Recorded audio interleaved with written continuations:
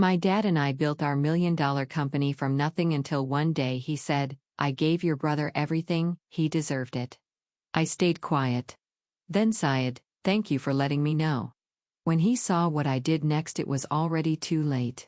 He said just 4 words, and my world collapsed. I gave it all to Jacob. I stood frozen in the middle of the office, the phone like stone in my hand. It wasn't that I hadn't heard him clearly. It was that my brain refused to process that sickening reality. No warning. No meeting. No email. Just one cold call, and he cut off everything I had built, over nearly 2 decades. I'm the only daughter of Thomas Bradford, one of Oregon's veteran businessmen, founder and CEO of Bradford & Co., a multi-industry investment firm valued at over $200 million. I joined the company at 21, fresh out of Stanford with dual degrees in finance and strategic management. For 17 years I never missed a holiday, never skipped a single meeting. I was the name behind every expansion plan, every successful merger, every time the company narrowly escaped a financial crisis. And now, with a call that didn't even last a full minute, he swept me aside like I was some anonymous intern. I tightened my grip on the phone, listening to his voice, steady, almost emotionless. "Sophia, I know this is hard for you to accept, but I've thought it through." "Really?" My voice caught. "After everything I'd done, you're choosing Jacob? The same guy who just last year couldn't tell the difference between ROI and EBITDA?" Silence. I heard him sigh on the other end of the line. A sound I used to think meant internal struggle, but now, it felt like nothing more than fake resignation. "He's my son." I let out a short, bitter laugh, not because it was funny, because the pain was too sharp to feel anything else. "And what am I, a walking, talking ATM?"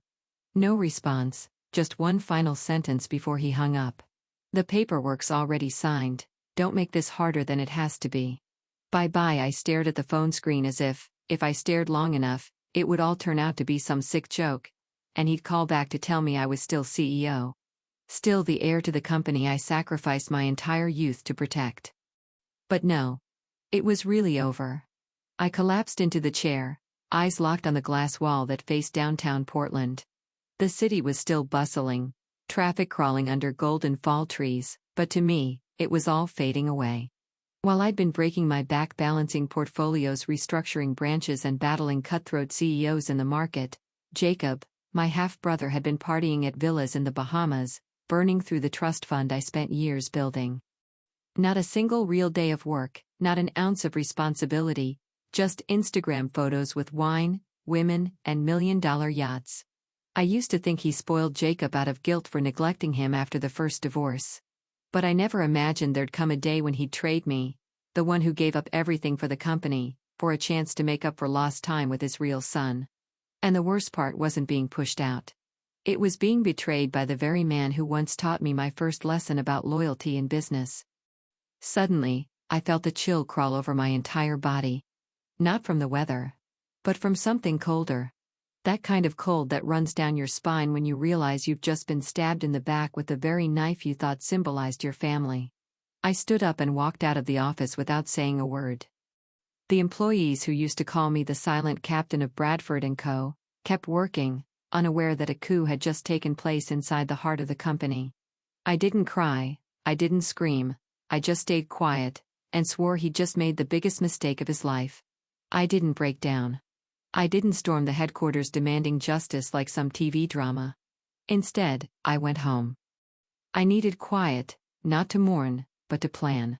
My penthouse sat on the 28th floor, right in the heart of downtown Portland. Every tile, every piece of furniture had been hand-picked by me over the past 7 years. This was my fortress, and tonight, it would be my war room. I stepped into my home office and turned on the soft amber light. The glass wall reflected the image of a woman nearing 40, clad in a charcoal gray suit, hair tied back, eyes cold as steel. No longer Sophia CEO, but a cornered animal, plotting her counterattack. I pulled open the third drawer on the left. Inside was a black leather notebook. No logo, no label, but to me, it was more valuable than any legal document. This was where I wrote down everything the company's accounting system didn't dare record. The under-the-table deals, the shady loans, the questionable ties to international investment firms. I flipped through the pages.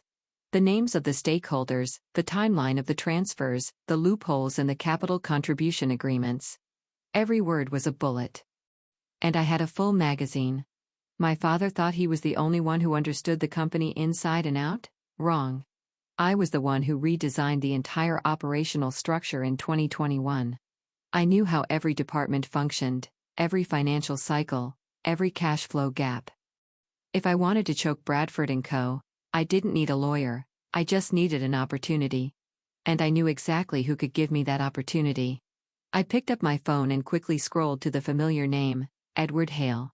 He's in his 60s now, my father's longtime strategic partner, and the very first angel investor in Bradford & Co., when it was still just a no-name firm with a handwritten business plan. Edward always believed in me. He once told my father to his face that I was the only brain keeping this ship from sinking. I tapped call. The phone rang less than 3 times before he picked up. Sophia? Been a while since I heard your voice. Everything okay? I didn't beat around the bush. I just got pushed out of the company. Jacob's been given full control. Silence. Then a low curse. The old man's really lost it. I kept my voice calm, but each word cut like a blade. I'm not calling to complain. I need to meet tonight. Claremont Club. It's big. I'll be there. I hung up and exhaled slowly. There's something strange about having nothing left to lose. It's not comforting, but it brings clarity. The Claremont Club is where real power players meet. Not to talk about golf, but to decide the fate of markets. When I walked in, Edward was already at our usual corner table, whiskey in hand, eyes watching me, like he was sizing up a new deal. Sit down, tell me everything. So I did. No filters, no sugarcoating. I laid all the wounds bare. And the claws too. How my father quietly transferred control. The meetings I was excluded from. The documents pulled from the system without notice. How Jacob, a guy who once blew nearly $500,000 on trash NFTs, was now sitting in the CEO chair. Edward couldn't hide his anger. He took a long drag from his cigarette, eyes narrowed. Though, what are you planning to do now? I looked him straight in the eye. I'm going to rebuild from scratch, a new company. Leaner, faster, sharper, and most importantly, strong enough to shake Bradford & Company to its core. He didn't say anything for 10 seconds. Then he laughed. You really are Thomas's kid, but a hell of a lot smarter. I'm not looking for compliments, I need capital. How much? $3 million to start? And a few names only you can call. He took the last sip from his glass, then nodded. You'll have the money tomorrow. I didn't smile. I didn't say thank you. I just nodded like I just closed a deal. Because I had. This was the beginning. I left the Claremont Club a little after 10 p.m. Organ's cold cut through the air like a blade. But I didn't feel it. My blood was on fire. In the car I opened my phone and started a list. Phase 1, recruitment. I didn't need a headhunter. I knew exactly who was fed up with Jacob's leadership. I'd worked with them, trained them. I was the first to give them a real shot. People like Linda Grover, head of strategy. Carl Gwynn, risk analysis expert. Ava Jenkins, the interim CFO I personally promoted. They weren't loyal to the Bradford name. They were loyal to results, and I was results. I called Linda first. She picked up on the first ring. Sophia? I'm starting something new. I want you on board. No hesitation. Send me the address of the new office. I hung up, lips curling slightly. Not everything I lost was gone. Some things were coming back in ways my father could never predict. 11 days after the meeting with Edward, I stood in the middle of an empty office. No signs, no logos, not even a nameplate, just white walls, fluorescent lights, and a business plan covering one glass panel. Delta Strategic Holdings. That was the name I chose. No Bradford. No ties to the family. Just 3 cold, clean words. Sharp like a blade, wrapped in velvet. My new company didn't need hundreds of employees to prove its strength, I only needed 10 of the best. 10 who could do the work of 300, and more importantly, 10 who knew who I was. Not the title I once carried under the Bradford name. The phone rang. I picked it up without checking the caller ID. Sophia, I'm ready. It was Carl Neon, the risk analyst. The one Jacob once tore apart in a meeting just for challenging a $100 million resort project in Nevada. Welcome to the front lines, I said quietly. Send in your resignation email tomorrow morning. And Carl? Yeah. Leave nothing behind, let them panic. My list kept growing. After Carl came Linda Grover, who'd worked with me for 4 years in strategy. Then Ava Jenkins, the sharp, fearless woman my father never trusted because women aren't suited for high-level finance. A week later, Malcolm Rowe, the operations director from the Chicago branch, called. Sophia, I've had enough. Jacob wants to slash the CRM budget in half to cut operating costs. Does he think client systems run on good vibes? I smiled. Then come where your opinions aren't trampled. I'm on the first flight tomorrow. Delta had no fancy office. We rented a floor in a renovated building in the industrial north side of Portland, a former factory. Cold, noisy but thick walls, strong Wi-Fi, and 0 prying eyes. Everyone who walked in carried the same thing. Suppressed fury, and a loyalty that had never been for Jacob. On the first day, I looked around our makeshift meeting room. An old wooden table, 10 plastic chairs, and a whiteboard packed with our 12-week roadmap. I don't need you to thank me for pulling you out of the hellhole called Bradford & Co., I began. I just need you ready to burn the old ship down and sail a new one straight past it. No one spoke. But I saw their eyes, like soldiers who'd once lost a war now back for revenge. Linda, strategy. Carl, risk and finance. Ava, external affairs and investor relations. Malcolm, operations. I don't need any other departments. I'll handle the rest myself. I said nothing more, no hollow speeches. Everyone here knew exactly what we were doing. We weren't just building a company, we were flipping an empire. Within 2 weeks, Delta had a 3-quarter operating plan, a list of 14 potential investment targets, and a nearly closed deal with a small logistics company in Idaho, a partner I once negotiated with back at Bradford. That deal had been rejected by my father for being too small, too thin on profit. Now it was the perfect starting point: small, fast, and incredibly agile. One rainy afternoon, Carl laid a report on my desk. They're burning through their budget, he said grimly. Jacob funneled nearly $10 million into a Canada expansion project without a proper logistics plan. Add that to last year's risky crypto fund investment. They're almost out of cash. I blinked, a slight smirk forming on my lips. They're burning the whole forest just to light a campfire. If we hit their main supplier next month, they'll lose nearly 35% of their operational capacity. Do it. Carl nodded and walked out. I leaned back in my chair staring up at the cold gray ceiling. Everything was falling into place. And the best part?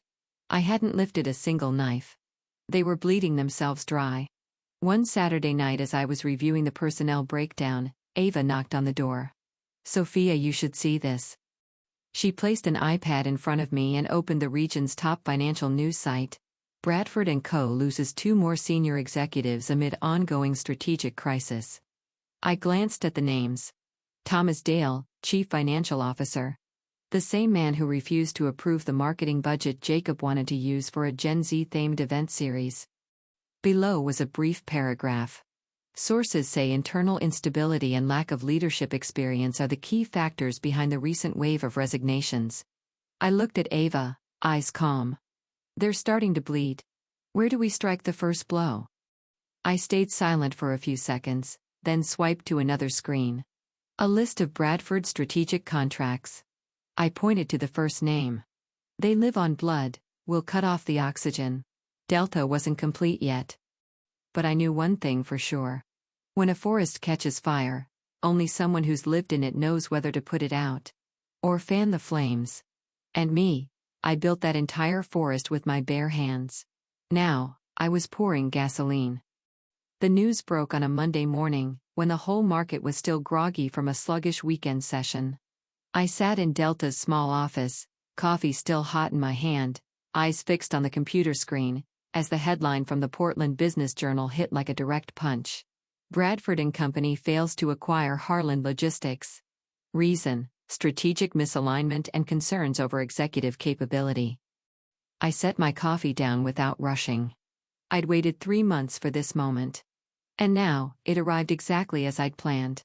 Harland Logistics, a mid-size company in domestic supply chain operations, was a deal I had proposed during my final days at Bradford. I had handled the preliminary negotiations, signed the memorandum of understanding, and prepared for due diligence before being pushed out of the picture. Jacob took over the deal without ever reading a single operations report, and disaster followed. He was so overconfident he proposed a take-it-or-leave-it acquisition term, cutting Harland's valuation by 15%, in exchange for vague promises of international expansion.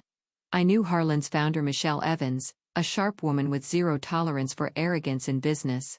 When she called me 3 weeks ago, her voice was simple. "Sophia, I'm pulling out of talks with Bradford. I want to talk to you." We met that afternoon in a quiet bar on the outskirts of town. We didn't need to say much. One look, and she knew I understood long-term value. Not the type of CEO who throws money around to pretty up a quarterly report. We signed a strategic partnership, no press, no noise, just a quiet shift.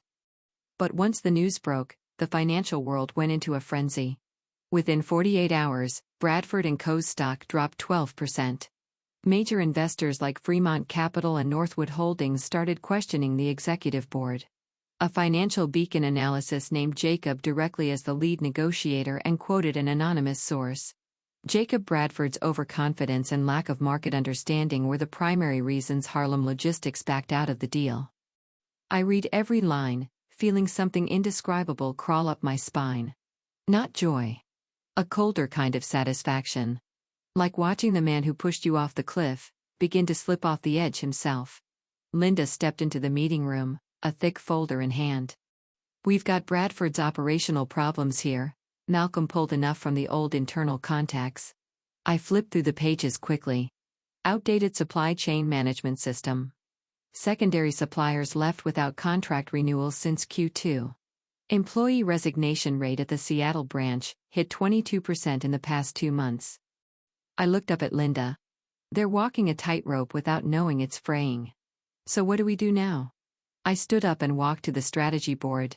With a red marker, I circled the phrase indirect strike operational imbalance. We start with the supply chain, target their key supplier, Hawthorne Materials. They're 3/4 behind on payments, and we can use that as leverage. Carl knocked and stepped in, handing me a new report. "Sophia, I've got this. One of Bradford's investors just called me. They're worried. They want to meet the person who flipped Harland." I smiled faintly. No names needed. I already knew. Set the meeting. I'll show them what Bradford never could. Honesty in execution. 3 days later, I met Janet Monroe, investment director at Crescent Partners, a fund that owns 8% of Bradford's shares. Her office was on the 32nd floor of a black glass tower, yet inside it looked like an art studio. I understood the message. Creativity in strategy, but always watching from above. Janet got straight to the point. "I know you're the one behind the Harland deal, and I don't blame you. I just want to know, can Bradford recover?" I didn't pretend.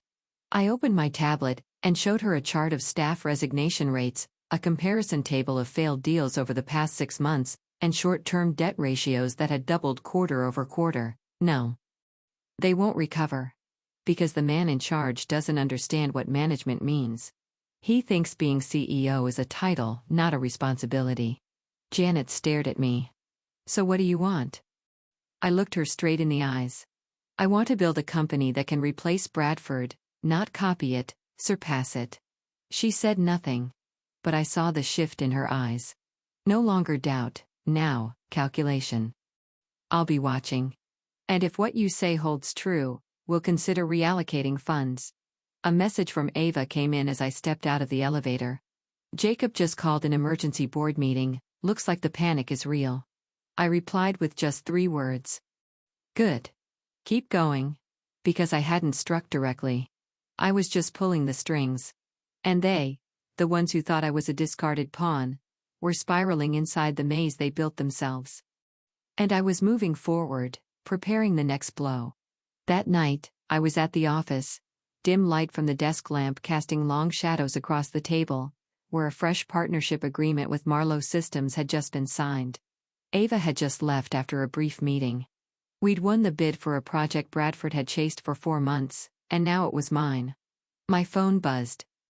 The screen lit up with a name I once saw as a mountain too high to climb, now just a worn-out shadow. Thomas Bradford. I let it ring 4 times before I picked up. Sophia. His voice was lower, rough and shaky, like someone who'd just come out of a long illness. I leaned back in my chair, eyes on the glass wall ahead. Outside, Portland was soaked in cold night mist. Inside, I was about to speak to the man who had stabbed me in the back without a second thought. I thought I was off your contact list. Sophia, don't be like that. We need to talk. Still calling it talking? Sounds like you still don't get what's happening. He was silent. I heard a deep, heavy exhale. Let's meet at the old office tomorrow morning. I was ready to decline immediately, but then I changed my mind. Vine, 6 a.m. I arrived 10 minutes early. The entrance to the once glimmering Bradford headquarters now felt as cold as a courtroom awaiting its verdict. The doorman recognized me and gave a small nod, his eyes reflecting something close to gratitude. 17th floor conference room. My old battlefield. Now there were only 2 people inside, my father and Jacob.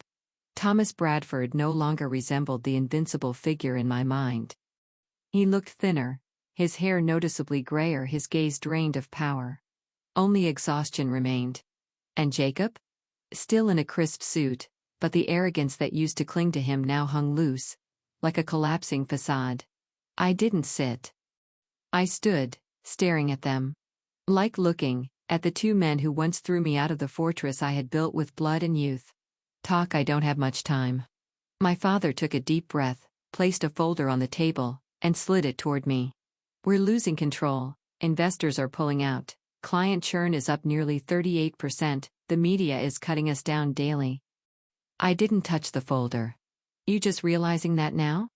Jacob jumped in, his voice still laced with leftover arrogance. You can't let the entire company collapse over a family argument. I turned to him, my eyes cold as a blade. An argument? You call pushing me out, dismantling the foundation I spent nearly 2 decades building, an argument? Jacob was speechless. My father slowly stood up.